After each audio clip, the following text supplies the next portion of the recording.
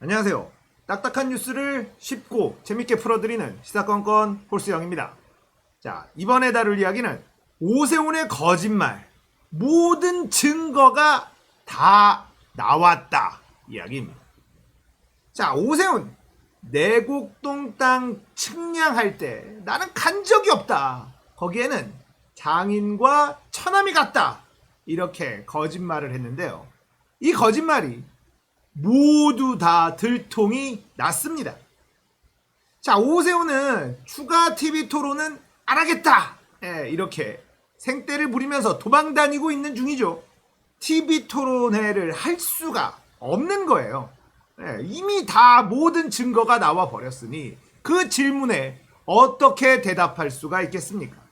그동안에 썼던 거짓말들만으로도 이미 사퇴해야 되는 그런 상황인데 이제는 증거가 모두 다 나와버렸으니 TV 토론회 때 말 한마디 잘못하면 이제 그냥 골로 가는 거거든요.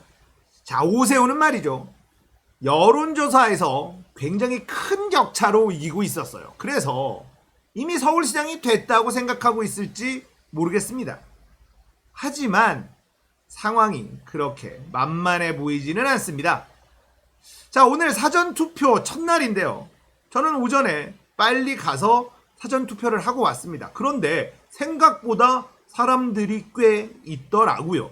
지금 언론과 국민의 짐 그리고 포탈 대한민국 국민들을 아주 우습게 보고 있는 중입니다. 자기네들이 풀스윙을 휘두르면 국민들이 다 멍청해서 다 속아 넘어갈 것이다 이렇게 생각하고 있는 것 같은데 대한민국 국민들을 너무 무시한 것이다 라고 생각합니다.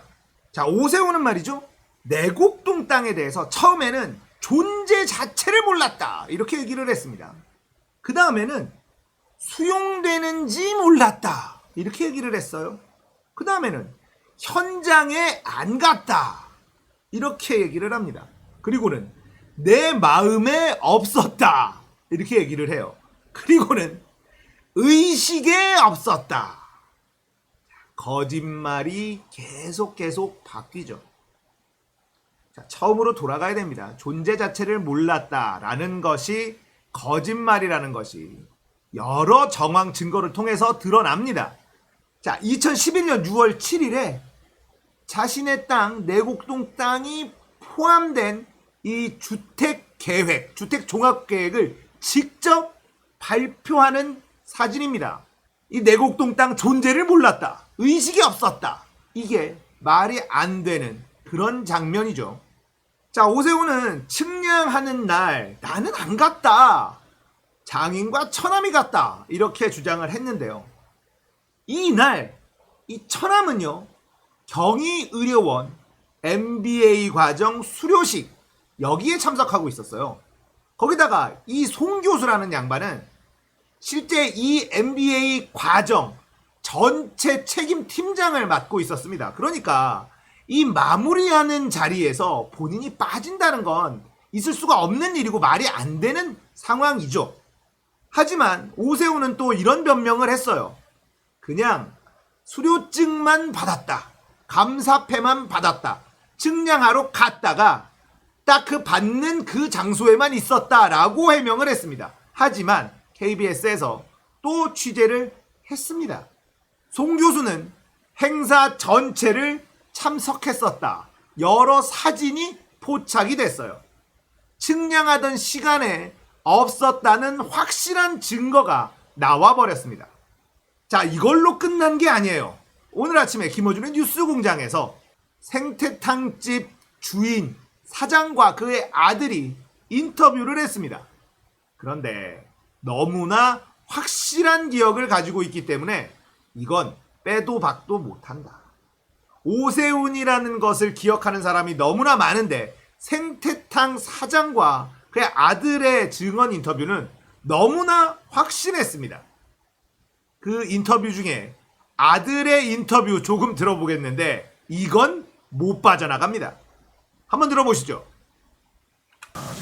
하얀 면바지였을 거예요. 하얀 면바지, 이 반듯하게 이렇게 하얀 면바지에 신발이 그 캐주얼 로퍼. 상당히 멋진 구두였죠. 그래서 젊은 분들은 아무래도 이제 브랜드에 익숙하니까 혹시 그 하얀 면바지에 멋진 로퍼의 브랜드도 생각나시나요? 그게 그 페레가모. 예. 예.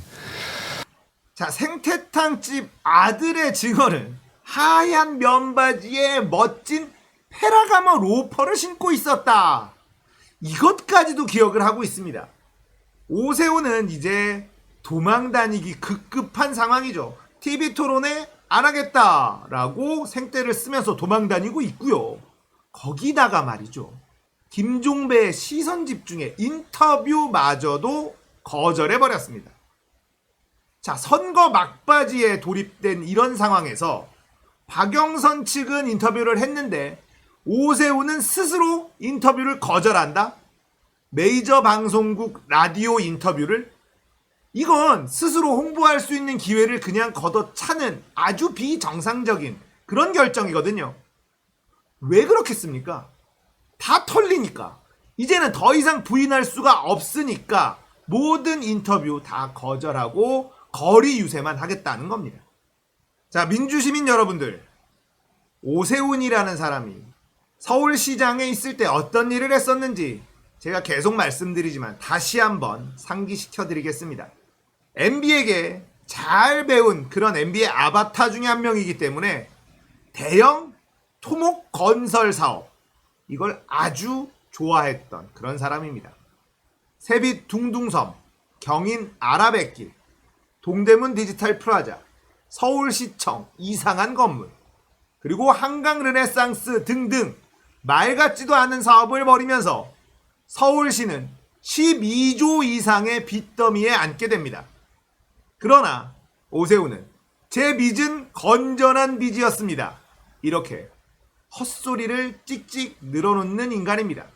자, 오세훈이 대형 토건 사업을 무리하게 했었던 이유, MB에게 배운 것이 있기 때문입니다.